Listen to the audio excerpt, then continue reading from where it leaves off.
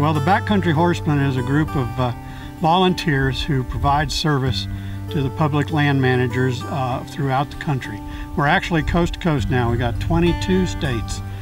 Just added Kansas, believe it or not. They have Backcountry Horsemen now. But we exist for the purpose of being an advocate for the continued use of pack and saddle stock on the public lands.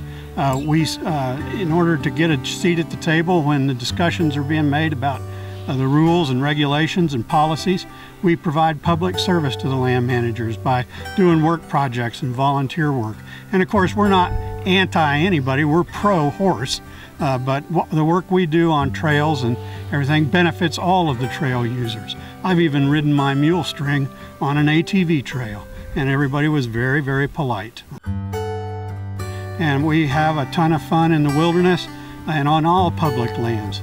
But the wilderness is especially for backcountry horsemen because we believe in the minimal tool aspects. We're trying to keep alive the skills of wilderness packing. I love crosscut saws and bucking and limbing and making sure that those trails are better than for the people that come after me when I'm going in.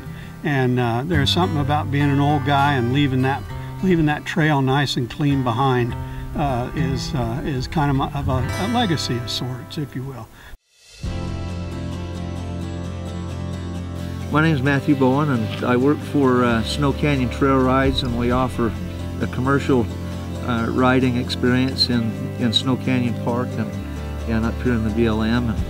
So how often do you guys go out? Just every day throughout the year? Not every day. I go year-round, 7 days a week. If someone wants to go for a ride, I'm more than happy to take them.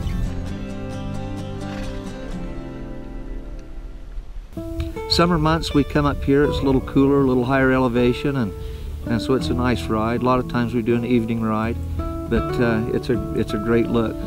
So about how long do the rides usually last? General rides, typical ride is 2 hours, but we'll take anybody for 3 or 4 hour rides.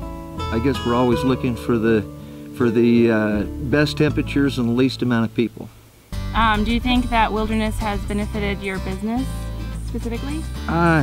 It has. It's nice. A lot of people come out. We get a lot of people from Europe, and we get a lot of people from the Midwest and the East Coast, and they look for a Western experience, and this is about as Wild West as it gets. You see a little bit of it coming up the trail today. We get a horse out of sorts, and good thing I'm sticky. Yeah, I'm glad that was not my horse. I don't know, I probably would have flown right off. A lot of times you'll see hawks out. They sometimes will follow the horses. The horses tend to kick up the rabbits, and they figure out that that's a free meal.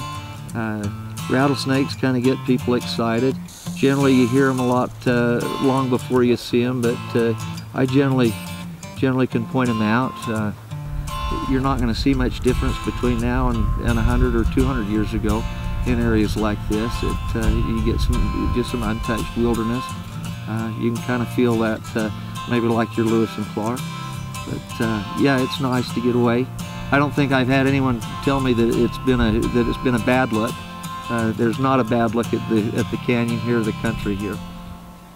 For me, you're not much of a cowboy if you're on foot, and unless your horse's name is Foot, then you're in pretty good shape. But yeah, for me, it's a great job. You can't beat the office. You get to talk to a lot of people. And the best part is I get to be around horses all the time. That's my job, is with horses.